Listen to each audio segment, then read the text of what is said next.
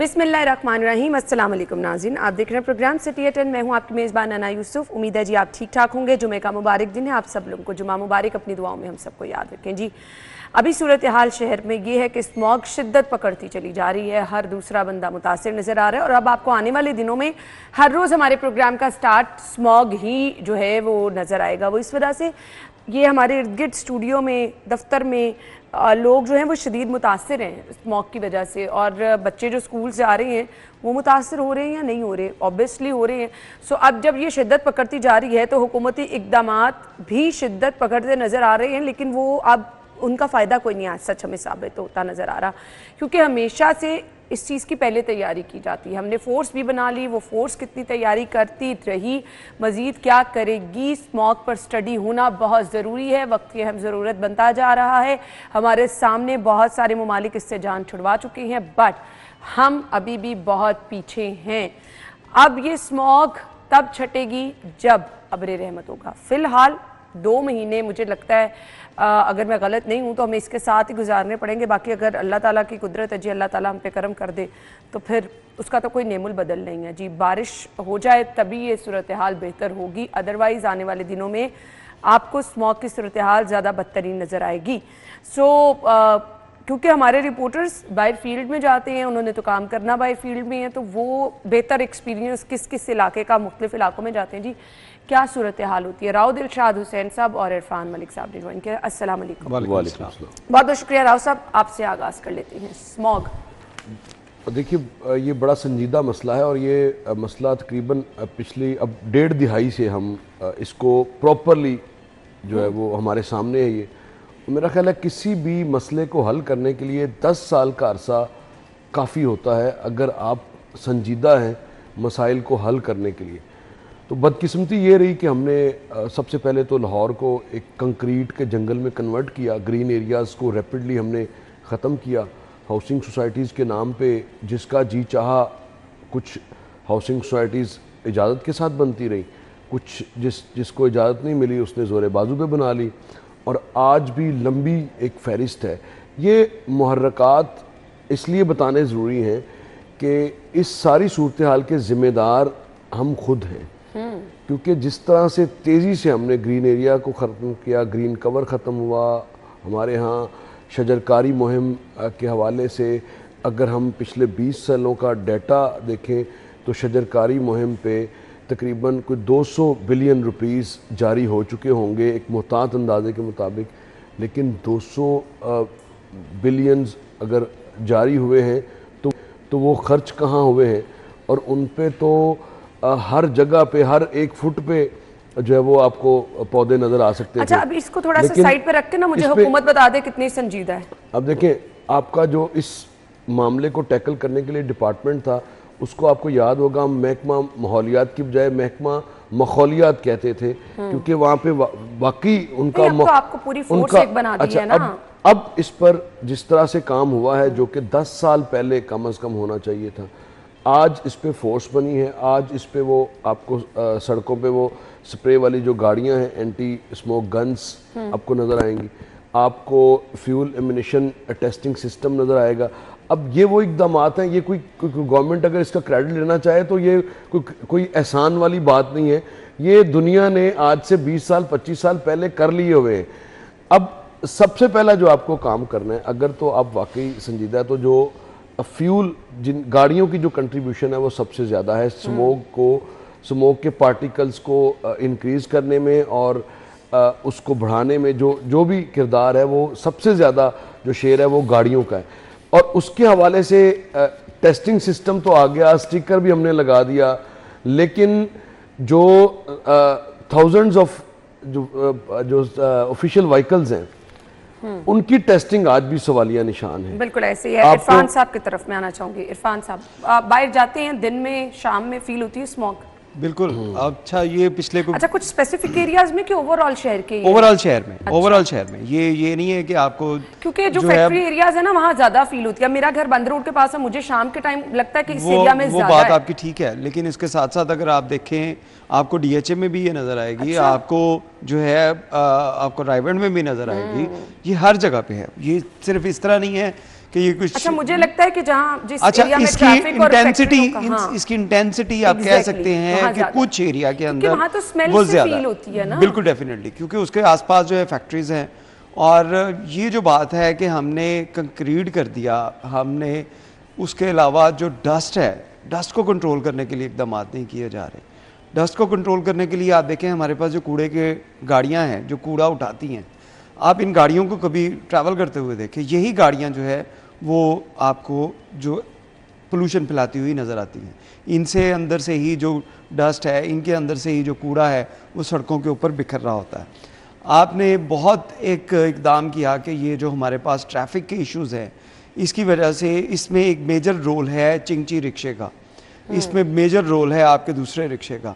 सरकार ने साफ सुथरा पंजाब स्कीम लॉन्च की और उसके अंदर जो मोटरसाइकिल चिंगची रिक्शा था उसको आपने लोडर के तौर पे इस्तेमाल करना शुरू कर दिया।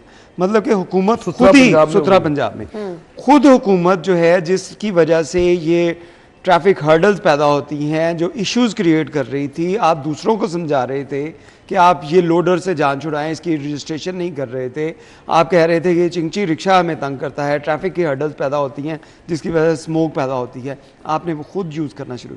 जब अपने घर से ये इंतजाम ठीक नहीं होंगे, जैसे सरकारी गाड़ियों की राव साहब ने बात की, सरकारी गाड़ियाँ, तमाम सरकारी इदारे, उनकी गाड़ियाँ जो है वो 5 साल की लिमिट होनी चाहिए जैसे इंटरनेशनल लॉज हैं, लेकिन यहाँ पे गाड़ियों की ये हालत है कि तमाम सरकारी इदारों के पास कोई 10-10, 15-15, 20-20 साल पुरानी गाड़ियाँ, कुछ इदारों को नई गाड़ियाँ दी जाती हैं लेकिन वो पुरानी गाड़ियों के साथ रिप्लेस नहीं होती, पुरानी गाड़ियाँ भी चल रही हैं, नई गाड़ियाँ भी दी जाती हैं, यानी कि गाड़ियों की तादाद बढ़ती जा रही है, गाड़ियों का फ्लीट बढ़ता जा रहा है, लेकिन उसके ऊपर आपने ठोस हिकमत अमली, जैसे कि अगर सरकार ही अगर ये नई गाड़ियाँ लेने की बजाय सारी गाड़ियाँ इलेक्ट्रिक व्हीकल्स ले, ये जितनी भी स्कीम्स आप लॉन्च कर रहे हैं कि हमने साफ़ सुथरा पंजाब जो है इसके अंदर जो गाड़ियां इस्तेमाल करनी है ये सारी हमने इलेक्ट्रिक व्हीकल्स यूज़ करनी है। जब हुकूमत घर से इकदाम करेगी तो फिर लोगों की तरफ आप आ सकेंगे। अभी भी शहर में जो एक बहुत बड़ा मसला ये आपका डस्ट का है, स्मोक, इसकी एक बहुत बड़ी वजह है। और इसके साथ साथ आप देखें कि जो बीमारियाँ फैल रही हैं उसकी तो आप सोचे ही ना कि अगर यही सूरत क्या बर्डन है हमारे अंदर लंग्स का, हमारे अच्छा, क्या हाल हो लंग्स चुका के साथ साथ आप देखें कि इसके ऊपर अगर आप दूसरे पहलू से देखें कि सरकार के ऊपर कितना बोझ पड़ता है। तमाम सरकारी हॉस्पिटल जो हैं वो आप देखें किस तरह खचाखच भरे हुए हैं, किसी भी आप हॉस्पिटल में चले जाएं, सरकारी हॉस्पिटल में चले जाएं, प्राइवेट हॉस्पिटल में चले जाएं, आपको नजर आएगा एक बेड के ऊपर 2-2 जो हैं वो मरीज वहां पे रखे हुए हैं। जो बेचारे बड़ी एज के लोग हैं या बच्चे हैं वो इस नजला जुकाम बुखार से चेस्ट इन्फेक्शन तक चले जाते हैं। डेफिनेटली देखिए वो चीजें आगे आपको मजीद नुकसान बिगड़ती जाती हैं। अब हम क्योंकि इस कदर आदी हो गए हैं, जैसे आप लोग जिक्र कर रहे थे पहले कि हम 1 दहाई से ये स्मोक जो है इसको बर्दाश्त कर रहे हैं, तो हमारे लंग्स जो हैं ये 10 साल में इस काबिल नहीं रह गए कि अब ये मज़ीद चीज़ें बर्दाश्त कर सकें। अब जैसे कि कहा जाता था, एक सर्वे किया गया था कि जो स्मोक की वजह से उसकी बिल्कुल अदरवाइज जो स्मोक की वजह से जो अपना एज की जो है वो एवरेज है उसके अंदर बहुत गिरावट आई है। और ये एक बहुत बड़ी वजह है कि सरकार जब सरकारी हॉस्पिटल्स में अखराजात देती है, अभी आपने देखा होगा कि तमाम हॉस्पिटल जो हैं वो खचाखच भरे हुए हैं। वहाँ पे क्या सूरत हाल है कि वहाँ पे मरीजों के लिए आपके पास बेड्स नहीं हैं, डॉक्टर्स के बैठने के लिए जगह नहीं है। वो क्यों नहीं है? क्योंकि उनके ऊपर बर्डन ही इतना है, हर शख्स बीमार होकर हॉस्पिटल जा। लेकिन हमने अभी भी वो आर्टिफिशियल चीज़ें की, हमने वही जो लॉन्ग टर्म प्लानिंग अभी तक नहीं की। आप देखें कि यही जो इश्यूज थे ये इंग्लैंड में भी थे स्मोक के, आज से 40-50 साल पहले यही इश्यूज जो हैं वो चाइना में भी थे, बीजिंग में आज से वही ना, बीजिंग में 25 साल सारी चीजें प्रॉपर स्टडी से वो इससे बात कर रहे हैं। हम लोग सिर्फ अभी भी आर्टिफिशियल हमने कुछ 17 या 18 हमने 17-18 या स्मोक गन्स मंगवा ली। अब उसमें एक ज्यादा है लेकिन चले 20 होंगी, 50 होंगी, 100 होंगी। मैं ना सब ये बात नहीं कर रहा कि आप सिर्फ पानी छिड़काव से आप परमानेंट सोल्यूशन नहीं है ना, ये परमानेंट सोल्यूशन नहीं है। सिर्फ पानी के छिड़काव से आप उसकी जो इंटेंसिटी है वो कम नहीं कर सकते। कुछ वक्ती तौर पे, जैसा कि उस दिन मैं मैडम मरियम औरंगजेब की वो एक ट्वीट देख रहा था, उन्होंने कहा कि काने के इलाके में हमने ये स्मोक गन्स के साथ जो है वो उसका एक्सपेरिमेंट किया और उसमें 77% जो है रिड्यूस आया। अच्छा, ये एक अच्छी चीज़ है, लेकिन आप ये देखें, ये रिड्यूस जो होगा ये आपके पास चंद घंटों के लिए होगा। इसके बाद ये दोबारा, क्योंकि आपका एनवायरनमेंट जो है इसको आप पूरे को सारा को कवर नहीं कर सकते, इसके लिए आपको लॉन्ग टर्म प्लानिंग करनी पड़ेगी। आपको ऐसी बड़ी स्मोक गन्स की जगह स्मोक टावर लगाने पड़े। बीजिंग में इसको कैसे काम किया गया था? बीजिंग में यही शहबाज शरीफ थे, इन्होंने वहाँ पे देखा कि जब वज़ीर आला पंजाब थे, इन्होंने एक प्लान किया कि शहर में जो इंडस्ट्रीज एरिया है इनके करीब हम बड़े बड़े स्मोक टावर्स बनाएंगे। स्मोक टावर जो थे जी, जिस तरह स्मोक जो है वो आपकी गन कम कर रही है, इसी तरह वो स्मोक टावर जो है वो हवा को प्योरीफाई करके उसने इलाके में जो है वो उसको फैलाना था। लेकिन क्या हुआ कि 2016 में ये प्रोजेक्ट शुरू किया, उसके ऊपर वर्किंग का आगाज़ किया गया, कागजी कार्रवाई हुई, लेकिन आगे फिर माशाल्लाह फिर हुकूमत आ गई बाजार साहब की, उन्होंने कहा ये इनका प्रोजेक्ट है, हम नहीं करेंगे। अच्छा, फिर अब इसमें इसके बाद ये भी इसमें इरफान साहब, देखिए, अगर तो वाकई हुकूमत संजीदा है तो फिर हुकूमत को अपने हर प्रोजेक्ट में सबसे पहले इन्वायरमेंट को रखना चाहिए कि हर प्रोजेक्ट का जो हम करने जा रहे हैं उस पे इन्वायरमेंट का क्या इम्पैक्ट है। अब दूसरी एक बड़ी बात है राव साहब, मुझे वाइंड अप करने का कहा जा रहा है, ब्रेक पे जाना है, दरख्त लगाना है, ये बड़ा संजीदा मसला है, हर रोज हमने इस पे बात करनी है, संजीदा मसला कहीं नहीं जा रहा। चले मसला, अच्छा जी, अभी जाने ही नहीं वैसे यहाँ वाइंड अप इसलिए इस नोट पे करते हैं कि जी दरख्त जरूर लगाएं। एक बड़ा हल यही अपने घरों में इर्द गिर्द जहाँ इंडिविजुअल को अपना किरदार भी अदा करना है ना। हम हुकूमती सतह पर इकदाम की बात करते रहे, घर के बाहर कूड़े को आग लगाते रहे, अपनी गाड़ियों को चेक ना करें तो अपने एंड से भी चीज़ों को ठीक करें। ब्रेक के बाद आपको ज्वाइन करते हैं, स्टे विद अस।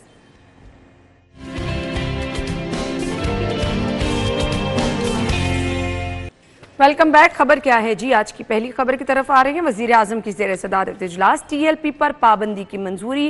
पंजाब हुकूमत की दरख्वास्त पर वजारत दाखिला ने तहरीक लब्बैक पाकिस्तान को इंसदाद दहशतगर्दी एक्ट के तहत कलअदम करार देने की समरी विफाकी काबीना में पेश कर दी। इरफान मलिक साहब जी बिल्कुल, आप देखें कि यही जो TLP थी, इसके ऊपर आपको याद होगा कि जब इमरान खान वज़ीर आज़म पाकिस्तान थे तो उस वक्त जो है वो ये पाबंदी लगाई गई थी।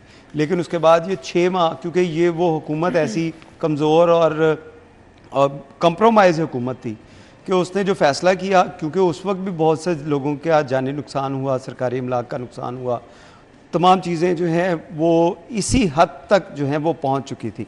लेकिन बाद में कंप्रोमाइज़ किया गया और कहा गया कि नहीं, ये 6 माह तक 6 माह बाद इसको हटा देंगे और अगर आपने दोबारा ऐसे किया तो आपको नहीं करने की इजाज़त होगी। इसमें मुआहदा किया गया और ये सारी चीज़ें की गई कि आप 6 माह तक इसको जो है नेक्स्ट टाइम आप ऐसा ना करेंगे, 6 माह तक पाबंदी रहेगी और 6 माह बाद वो पाबंदी हट गई। उसके बाद फिर यही हुआ।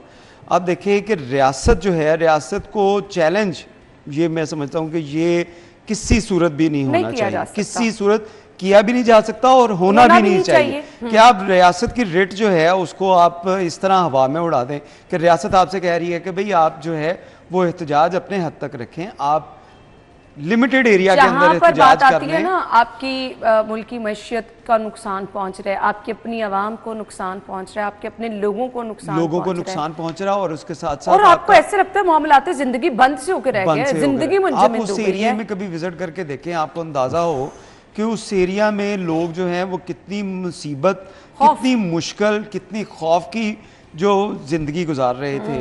और अभी भी लोगों के अंदर एक खौफ है हुकूमत की तरफ से।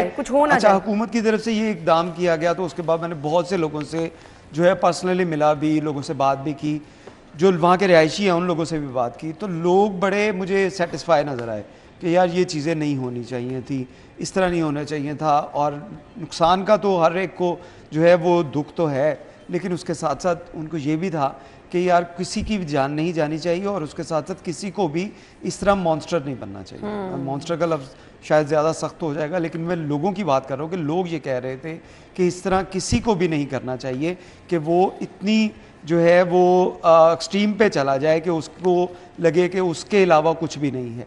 यहाँ पे जो कुछ हुआ इसकी आप तमाम फुटेजेस देखें, आपने सरकारी इमलाक को किस तरह नुकसान पहुँचाया, आपने लोगों को मारा किस तरह, तशद्दुद किस तरह किया गया। और ये कोई फर्स्ट टाइम नहीं था, इससे पहले भी कई ऐसे वाक़यात हुए इसी जमात की जानिब से। या आपको याद होगा कि सिविल सोसाइटी, जो एक मासूम से लोग एक गवर्नर जो थे सलमान तासीर, उनके लिए, उनके इजहार यकदहती के लिए वहाँ पे शमें रोशन करना चाहते थे लिबर्टी मार्केट में। वहाँ पे इन लोगों ने उनके ऊपर डंडे बरसाए, उसमें उधेड़ उम्र ख़वातीन भी थी, बच्चियाँ भी थी, उनको मारा गया, नौजवान थे उनको डंडों से मारा गया। फिर उसके बाद इसी जमात की जानिब से आपने देखा होगा कि बहुत से वायलेंट एहतजाज किए गए। उसमें माल रोड आपका, वहाँ पे बड़े ज़बरदस्त किस्म के एहतजाज हुए, इतने वायलेंट एहतजाज हुए कि उसमें भी कई लोग ज़ख्मी हुए, कई लोग जो हैं उसमें वो पैरालाइज भी हुए। आपने रिकॉर्ड देखा होगा पुलिस डिपार्टमेंट की जानिब से जो दिया गया कि पिछले कई सालों से जो इसी जमात के साथ जो एहतजाज जारी था उसमें 60 एहलकार जो थे वो मुकम्मल तौर पे पैरालाइज हो गई, यानी कि सारी ज़िंदगी अब उनकी या तो बेड के ऊपर गुजरेगी, व्हील चेयर के ऊपर गुजरेगी, या किसी ना किसी माजूरी के साथ वो अपनी ज़िंदगी गुजारेंगे। तो ये एक अलार्मिंग चीज़ थी कि आप हमेशा जो है वो आप एक वतीरा बना लें। और अब मैं समझता हूँ कि हुकूमत पंजाब की जानिब से जो इकदाम उठाया गया ये एक बड़ा ज़बरदस्त इकदाम है। और हर वफाकी नहीं, पंजाब हुकूमत की पंजाब तरफ से हुकूमत ने सिफारिश रेकोजिशन गई थी ना, पंजाब हुकूमत बिल्कुल ने ऐसे ही है। रेकोजिशन की और वफाकी हुकूमत की जानिब से कबीना में इसकी मंजूरी की गई। और क्योंकि ये प्रोसेस है एक इसी तरह चलना था कि एक रिपोर्ट बन के जाएगी, दरखास्त जाएगी, तो उसके बाद किया जाएगा। इसमें इरफान साहब जो हमने देखा 3 वाक़यात ऐसे थे, ख़ास तौर पे 2017 में, 2021 में और फिर अब 2025 में। इस TLP की जानिब से खुद ही जवाज़ फराम कर दिया गया कि हुन साढ़े ते पाबंदी ला दो, हुन अब इस पे कोई नहीं। हमने देखना यह है कि उस सोच का क्या करेंगे जो जिसके ज़हन में जो बात आती है उसके बाद वो उसकी एग्जीक्यूशन की तरफ जाता है और उस एग्जीक्यूशन के लिए वो सर धड़ की बाजी लगाता है। और उस सोच का आप क्या करेंगे? अब आइन आपको हक देता है कि आप एहतजाज करें, लेकिन वो एहतजाज आपने इस ज़ुमरे में करना है कि आपकी, अब मैंने मौलाना फजलुर रहमान का लॉन्ग मार्च भी कवर किया है, मेट्रो बस भी चल रही थी, मौलाना साहब तकरीर भी कर रहे थे। बिल्कुल ऐसे ही है। अब मुझे बताएं कितनी जमातों को आप इस तरह करते हुए आपने देखा है? तमाम तर मैं पिंडी तक, इस्लामाबाद तक मैं इस लॉन्ग मार्च के साथ गया था, कहीं पे ट्रैफिक की प्रॉब्लम नहीं हुई। पीपल्स पार्टी की पूरी रैली थी, अच्छा, जो काफिला निकला था कराची से, सिंध से निकला था, और वो आइन इस्लामाबाद जाना था। आइन पाकिस्तान आपको हक देता है कि आप अपने साथ अगर कोई अपनी वो आपका ग्रीवेंस है राइट है, उसको, आपका जमहूरी हक है। हक है। अच्छा, और अगर आपका जमहूरी हक है तो आपको ये भी सोचना चाहिए कि आप अपना हक लेते लेते, अपना जाती हक लेते लेते आप जो हजारों लोगों के हक तलफी कर रहे हैं, उनके रोजगार बंद करवा रहे हैं, उनके घरों पे फाके पड़ गए हैं, उनके 10-10 लाख रुपए उनके रेंट हैं दुकानों के, वो कैसे देंगे? अब जिस जगह पर TLP का मरकज है, इसी जगह पर तकरीबन 4500 से कोई 7000 तक जो दुकानें हैं। और अगर आप कोई इत्तफाक कभी हुआ हो तो चौक यतीमखाना की वो मार्केट्स, वो अंदरून शहर की तर्ज की मार्केट्स हैं जी, रश बहुत होता है पूरा दिन। और टुवर्ड्स अगर आप देखें ये सारा जो साउथ लाहौर है, वहाँ के देहातों से लोग आकर वहाँ पर, खातीन की बहुत बड़ी तादाद वहाँ पर शॉपिंग करती है। और आप देखें ये पीक सीज़न है, एक किस्म का शादियों का सीज़न है और उनकी दुकानें बंद हैं और हर दुकान पे 4 से 5 लोग। इसको अगर आप कैलकुलेट करते हैं तो आप कमो बेश 45,000 ख़ानदानों के चूल्हे ठंडे करने हैं आपके इस इक़दाम ने। अब मुझे हैरानी इस बात पे होती है, ये तो सिर्फ चौक यतीमखाना था ना, आपने इस्लामाबाद देखा होगा, जब इस्लामाबाद बंद किया गया था, इस्लामाबाद पे ऊपर फैजाबाद का धरना था, फैजाबाद का धरना, काजी फायज ईसा साहब की उसके जजमेंट है। उसके बाद आप देखें कि खादम हुसैन रिजवी साहब की तरफ से भी जो एहतजाज किए गए थे, अच्छा, खादम हुसैन रिजवी साहब का क्राइटेरिया थोड़ा मुख्तलिफ था, वो शेलिंग हुई, किस तरह सारा पूरा इस्लामाबाद जो है उसको यरगमाल बना लिया गया था। तो ये चीजें जो है ये हुकूमत के साथ दुनिया में जहां भी आप इरफान साहब जाएंगे, उनका इदारा, उनके इंडिविजुअल लोग सबसे पहले अपने इंटरेस्ट को वॉच करते हैं कि इससे मेरे मुल्क का क्या। यहां पर मैं आपको एक मिसाल देता चलूं। अब आपने साउथ अफ्रीका के जो सदर थे, क्या नाम, साउथ अफ्रीकी सदर, जब 27 साल, नेल्सन मंडेला 27 साल बाद जब वो रिहा हुए तो उन पर बड़ा प्रेशर था कि गोरों को क्रश करना है उनकी अपनी जमात की जानिब से। तो वहाँ पर विजडम प्रिवेल की, उन्होंने कहा अगर मैंने इनको क्रश करने की बात की तो मेरा मुल्क कहाँ पे जाएगा। अब आप अंदाज़ा लगाएं 27 साल एक बंदा जेल में रहे या 2 दिहाइयों से जायद वो बंदा जेल में रहे और उसके बाद जब रिहा हो और उसके ऊपर इतना प्रेशर हो, तो वो इसको कहते हैं विजडम। आपको अगर आपको इल्म था कि आपको रियासत ने आगे बढ़ने नहीं देना, तो आपको चौक यतीमखाना पर अपनी एक्सरसाइज करके बंद कर देते। लेकिन क्या उस जिद का क्या करें, उस सोच का क्या करें? ये वो सोच है, इस सोच को खुदारा जो सियासी अभी भी सियासी जमातों में है, अभी भी है बात सियासी जमातों में। देखिए, आपने 9 मई के मैं समझता हूं कि 9 मई यहाँ उसी पे मुस्लिम लीग नून की तरफ से बड़े एकदम जो है वो एफर्ट की गई। आपने देखे कि ख्वाजा सलमान रफीक वो खुद मुलाकात करके गए साद रिजवी से और अंश से। इसके साथ साथ बाकी जो रहनुमा थे पाकिस्तान मुस्लिम लीग नून के, उनकी तरफ से बहुत एफर्ट की गई कि इसको जो है वो मामलात को देखा जाए। लेकिन क्योंकि ये हुकूमत के जो है किसी बात पे आ नहीं रहे थे, और उसके बाद यही जिद थी कि हम इस्लामाबाद में जाएंगे, चढ़ाई करेंगे और अमेरिकन कॉन्सुलेट जो है उसके सामने जाके, एम्बेसी के सामने जाके एहतजाज करेंगे। और उनको वो आपने ये चीजें जो है अमन खराब करने वाली चीजों की तो देखें, जब आपके आपका मुल्क जी के चाहे आप लोगों को बसें तोड़ नुकसान दें, पहुंचेगा, आप ऑरेंज लाइन तोड़ पंजाब दें, को देखिए कि नुकसान पहुंचेगा। आपको कमाल है 2021 यार, याद ये होगा क्या- जिसमें आपने देखा होगा कि सिक्योरिटी फोर्सेस के जो एहलकार थे उनको किस तरह तजलील के साथ उनकी वीडियोस बनाई गई, उनसे वर्दियां छीनी गई, उनके असला छीने गए, क्योंकि वो वायलेंट नहीं होना चाहते थे। और लेकिन इस जमात की तरफ से जो इनके कुछ लोग हैं, मैं समझता हूँ सारे लोग भी नहीं ऐसे, सारे लोग बड़े जो है वो कॉम्प्रोमाइजिंग, और बड़े लोग ऐसे हैं जो कि चाहते हैं कि अमन और अमान के साथ सारी चीज़ें जो है मामला चलते रहें। बहुत बड़ी तादाद है इनकी, कोई 1-2 नहीं है, लेकिन उनमें से बहुत कम लोग ऐसे हैं जो शरपसंदी की तरफ चले देखिए, गए। अल्लाह ताला आपको जब कोई जिम्मेदारी देता है तो आपका भी काम है कि विजडम, सबसे पहले अपने मुल्क का इंटरेस्ट वॉच करें। चलें जी, आपके मुल्क को अगली क्या खबर की तरफ आते हैं जी। इरफान साहब एक कमेंट कर दें, फिर हमने ब्रेक की तरफ जाना है। गैर कानूनी असला सरेंडर करने के लिए 15 रोज की मोहलत है। अज़मा बुखारी साहबा ने कह दिया जी हम से नहीं खेलने देंगे। बिल्कुल, ये देखिए ये बातें हमने मुशर्रफ दौर में भी सुनी थी। मुशर्रफ दौर में भी ये कैंपेन जो है इसका आगाज़ किया गया था, और इसका मकसद यही था कि पंजाब के अंदर या पाकिस्तान में जो गैर कानूनी असला है इसकी रोकथाम की जाए।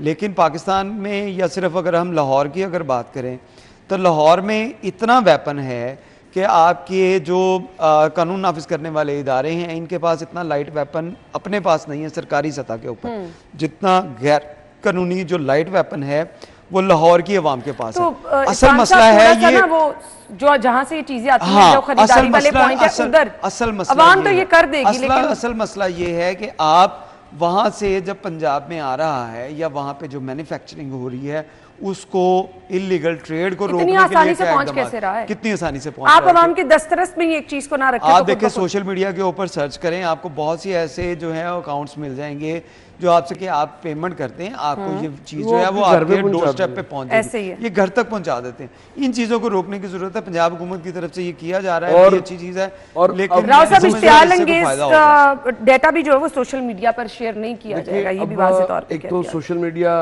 पे जितने भी लोग हैं उनको मोहतात होकर उनको भी ये जिम्मेदार शहरी के तौर पर अपना किरदार अदा करना चाहिए कि उनकी जो तरवीज वो किसी अगर चीज़ की करते हैं, तशहीर करते हैं, तरवीज करते हैं, तो उससे उनके मुल्क को तो नुकसान नहीं हो रहा। तो ये जो एक हम देखते हैं कि जिसका जो जी जाता है वो बोल रहा है, और क्योंकि यहाँ पर कानून की अमलदारी उस तरह से नहीं है जिस तरह से बैरून ममालिक में होती है। मैं अभी कल ही देख रहा था कि एक पाकिस्तान के एक टीवी चैनल ने जब एक खबर मरियम नवाज शरीफ के हवाले से बरतानिया में नशर की अपने एक प्रोग्राम में, तो उस पर उसको माफी भी मांगनी पड़ी है। तो गुजारिश है, एक चैनल नहीं, ऐसे बहुत से चैनल हैं। ये आए रोज कोई ना कोई केस, आए रोज कोई ना कोई वहां पे केस, झूठ जो है वो आप ज्यादा देर तक बोल नहीं सकते। अब यहाँ पे हम देखते हैं कि मुझे याद है पंजाब असम्बली से जब डेफेमेशन एक्ट आ रहा था तो हमारे सहाफती बरादरी ही बड़े बड़े उस पर सीख पा थी। भाई क्यों, जब आपने झूठ बोलना ही नहीं, तो फिर आपको जब आपने फेक रिपोर्टिंग करनी ही नहीं, फेक न्यूज देनी नहीं, तो फिर आपको किस बात का डर है? लेकिन तो इसमें एक और चीज भी है कि फेक उसको आप जो है वो कंसीडर करने के लिए कौन लोग होंगे कि ये फेक है, उसका जवाब भी है। उसके लिए भी आपको इदारे बनाने चाहिए जो इसका चेक एंड बैलेंस रखे। आपको पता है ये जो आखिरी ये अब फेक न्यूज़ की बात करनी है तो एक पूरी एक रिपोर्ट आई है एक इदारे की जिसमें उन्होंने कहा कि इतनी खबरें झूठी चलाई गई, हत्ता के खादम हुसैन रिजवी साहब के साहबजादे अनस के हवाले से उसके हवाले से खबर चल गई जिस पर लोग सारी सड़कों पर निकल आए और आपको याद होगा कि मोटरवे बंद और फिर सारी चीज़ें आपको बंद करना पड़ी। तो ये वो इश्तियाल अंगेज़ी है। अब मुझे बताएं, इससे जो नुकसान आपके मुल्क का होता है वो कौन है? फेक न्यूज़ आज के दौर में बहुत टेरिबल है, परेशानी इस हो पर जाती है। सख्त और हम लोग खुद सख्त पिछले दिनों बड़े परेशान हुए जब एकदम से स्कूल से कॉल आती है कि जी आप बच्चों को ले जाएं, तो फिर बहुत ज्यादा परेशानी। आपने यहीं बैठे हुए 10 मिनट पहले आपको नोटिस आ रहा है कि 10 मिनट बाद छुट्टी है जी, तो कैसे मुमकिन हो सकता है? और फिर परेशानी एक अलहदा होती है। ये वो मुहर्रकात हैं जिन पर आपको काम करने की जरूरत है और इस पर खुदारा सख्त से सख्त कवानीन बनाए जाएं। और मैं तो ये कहूँगा कि सारा जो जुडिशल सिस्टम है इसको एक साइड पर रख के नए ट्रिब्यूनल्स बनाए जाएं ताकि बिल्कुल नए लोग हों और उसमें वकील की भी जरूरत ना हो, उसमें तहकीकाती इदारों की जरूरत हो जिनकी जामे रिपोर्ट हो, जिस पर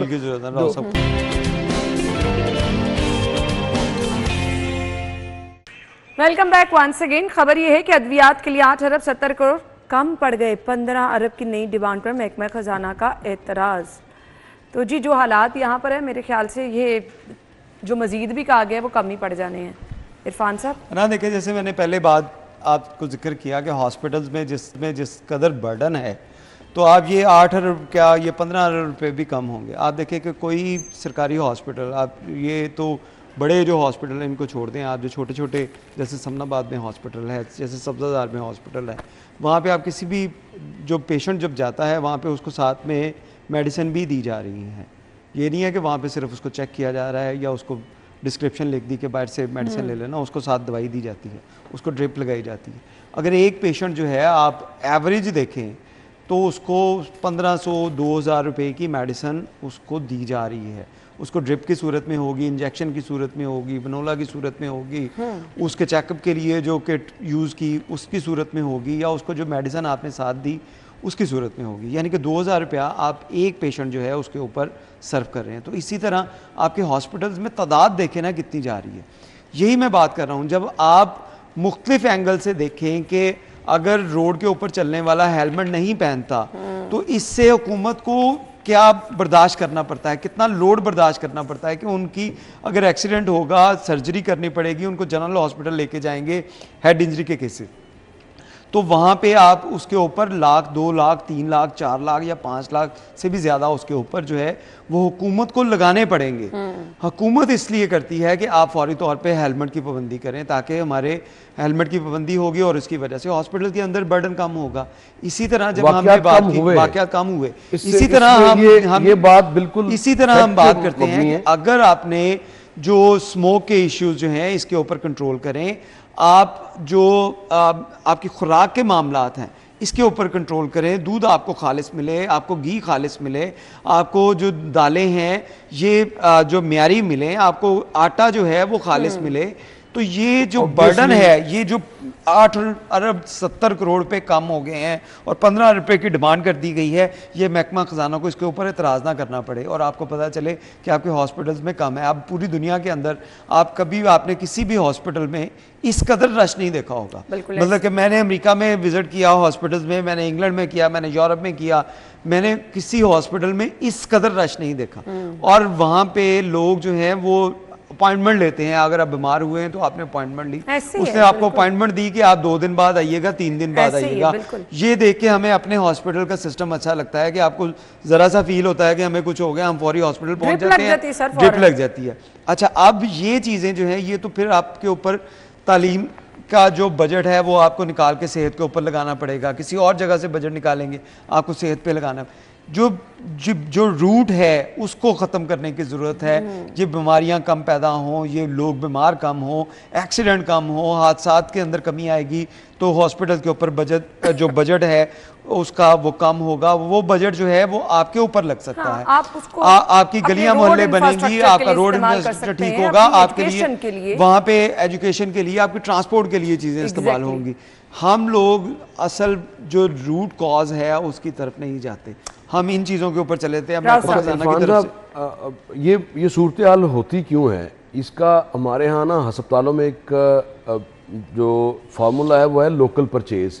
लोकल परचेज़ के जो कॉन्ट्रैक्टर्स हैं या लोकल परचेज़ के जो सिग्नेटरी लोग हैं, असल में ये जिम्मेदार हैं इस सारी सूरत हाल के। 22 अरब रुपए आपको पहले दिए जा चुके हैं और उसके बाद मजीद 15 अरब की डिमांड आई है और अभी माली साल की पहली तकरीबन छमाही गुजरी है और दूसरी छमाही चल रही है।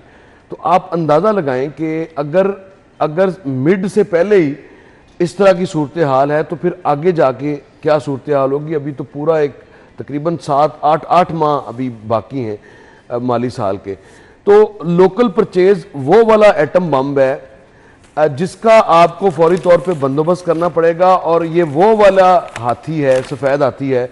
इसके लिए 22 अरब तो क्या 2200 अरब रुपए भी जारी कर देना, आपने साइन ही करने हैं और आपने साइन ही करने हैं। आपको 1000 रुपए की जरूरत है, आप 1 लाख रुपए की चीज मंगवा लें, कोई पूछने वाला नहीं है। और लोकल परचेज की मद में जो कॉन्ट्रैक्टर्स और ड्रग के जो लोग हैं इस हवाले से वो बिलियनर्स हो चुके हैं इस सिर्फ हुकूमत के इस फार्मूले के तहत।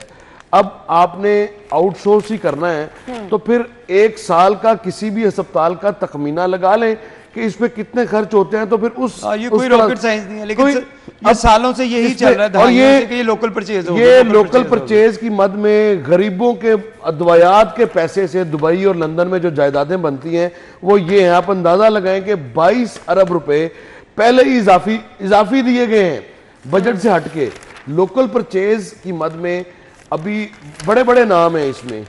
ये सिर्फ 6-7 बड़े अस्पतालों की आप बात करें तो उसमें बड़े बड़े नाम हैं जो लोकल परचेज के जिनके पास कॉन्ट्रैक्ट्स हैं और इनकी जायदादों की अगर आप तफसीलात देखें तो ज़रा सी तहकीक करवा लें अगर कोई करना चाहे तो आपको अंदाज़ा होगा। लंदन और हर यूरोप और दुबई में इनकी जायदादें निकलनी है। वो कैसे निकलनी है? ये वो मरीजों का पैसा है जो अगर 1000 की ज़रूरत है तो उसको 10,000 या 1 लाख तक खर्च करने में कोई जो है वो उसको गुनाह समझा ही नहीं जाता। बहुत परेशानी ये हो रहा है खबरों से। जाहिद साहब की इसी की वजह से गवर्नमेंट पे बोझ जो है वो बढ़ता है। चिल्ड्रन हॉस्पिटल में ये जी सीटी स्कैन मशीन खराब है, इलाज वालिदा तातुल का शिकार है, तशखीसी टेस्ट रुक गए हैं, वालिदैन बेचारे परेशान हैं। अब सीटी स्कैन अगर आप बाहर से कराएं तो अच्छे खासे इस पे पैसे लगते हैं।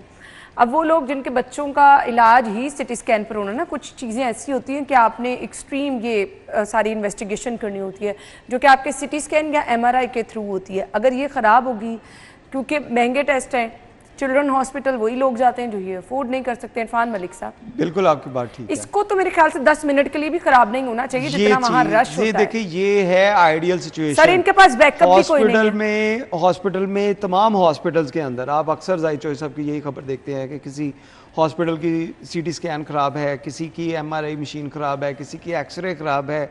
एक्सरे का तो अब ये हाल हो गया है कि आप किसी भी हॉस्पिटल में चले जाएं, आपने वहां पे अगर एक्सरे करवाया तो आपको कभी एक्सरे मिलेगा नहीं रिपोर्ट की सूरत में। वो आपसे कहेंगे मोबाइल लेके आए, कंप्यूटर से तस्वीर ले लें, स्क्रीन से तस्वीर ले लें, क्योंकि उनके पास वो जो अपना उसकी फिल्म है वो मौजूद ही नहीं है। ये तमाम हॉस्पिटल्स की बात है। ये आप किसी भी हॉस्पिटल में किसी वक्त भी जाके आप चेक कर सकते हैं कि आपको एक्सरे जो है वो उसकी फिल्म की सूरत में आपको नहीं दिया जाता।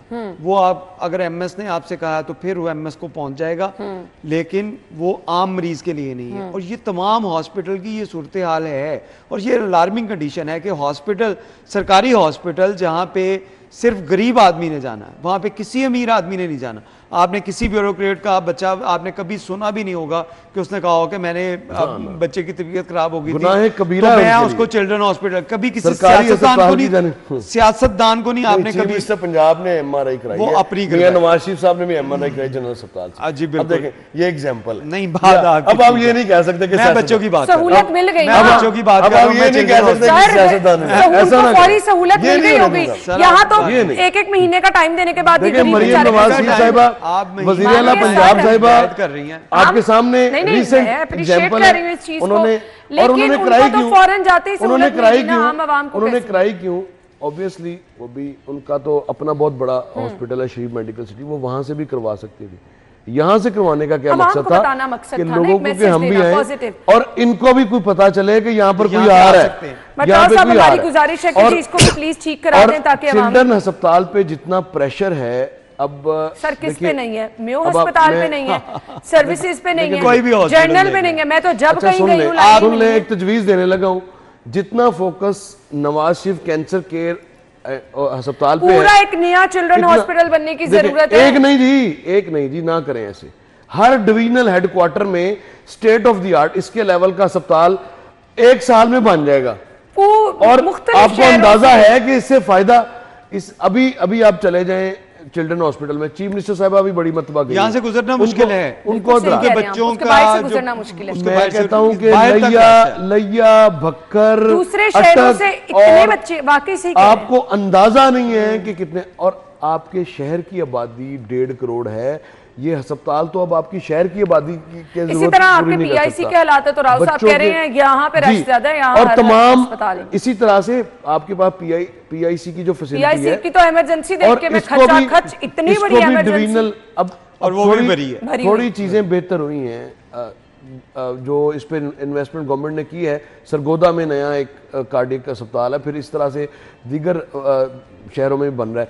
लेकिन हर चीज को जब आप डिवीजनल हेडक्वार्टर की तौर पर ले जाएंगे ना, तो मैं समझता हूं कि इससे बड़ी कोई खिदमत हो नहीं सकती। जो हॉस्पिटल है और उनको ठीक नहीं कर रहे, वो अभी खबर है कि सीटी स्कैन मशीन खराब हो गई। पहले तो ये ठीक करा दें और एक नई नए हॉस्पिटल की तरफ चले सर, एक नई मशीन और आ जाए ना। नहीं, वो क्यों हुई होगी खराब सर, उसमें बर्डन भी बहुत ज्यादा है ना, बर्डन बहुत ज्यादा है। कब होगी आप नए हॉस्पिटल की बात करें, इनको एक्टिव कर ले। मशीन तो जाहिर है जो खराब है जी, मशीन सही हो जाएगी खबर के बाद, बट एक और मशीन की जरूरत है फिलहाल, क्योंकि इस मशीन पे बर्डन बहुत ज्यादा है। मुझे ब्रेक का कहा जा रहा है जी, ब्रेक ले लें आप।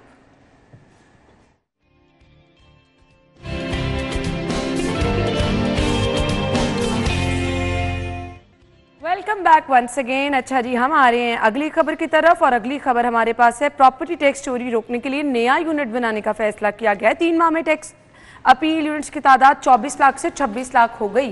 कामयाब हो जाएंगे प्रॉपर्टी टैक्स रोकने में? देखिए, इन्होंने 1 जनवरी 2025 से एक नया फार्मूला पहले दिया था, जिसमें कैटेगरी को खत्म करके डीसी रेट के हवाले से कुछ परसेंटेज तय की थी।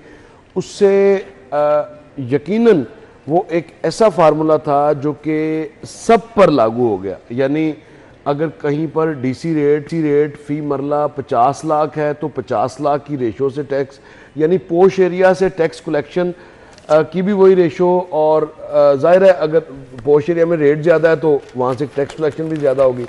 लेकिन हकाइक ये है कि महकमा एक्साइज जो है, ये अगर सिर्फ जो पोश एरिया का टैक्स कलेक्शन करे तो शायद इनको पूरे शहर से टैक्स कलेक्शन की इतनी ज़रूरत ही ना रहे। तो उसमें बहुत ज़्यादा कॉम्प्रोमाइज्ड है बुनियादी तौर पे। उसमें चीज़ों को मज़ीद शफाफ होना चाहिए। अगर आप किरायों को देखते हैं, प्रॉपर्टी आप रेजिडेंशियल को बेशक एक साइड पे भी रख लें, तो जो कमर्शियल इमारतें, सिर्फ गुलबर्ग का एक पायलट प्रोजेक्ट के तौर पे उसको देखें, हमारे गुलबर्ग से जितनी टैक्स कलेक्शन होनी चाहिए वो अप टू द मार्क नहीं है। और फिर गुलबर्ग की तरह लाहौर के अलावा हर शहर में फैसलाबाद, गुजरावाला, मुल्तान, रावलपिंडी और डीजी खान समेत हर बड़े शहर में पोश एरियाज मौजूद हैं और कमर्शियल प्रॉपर्टीज मौजूद हैं। उन कमर्शियल प्रॉपर्टीज की मद में डीजी एक्साइज साहब के पास एक मतलब बातचीत हो रही थी, तो सिर्फ फैसलाबाद के उन्होंने देखा तो इरफान साहब जरा सा डंडा पकड़ा और 90% रेवेन्यू कलेक्शन में इजाफा हुआ।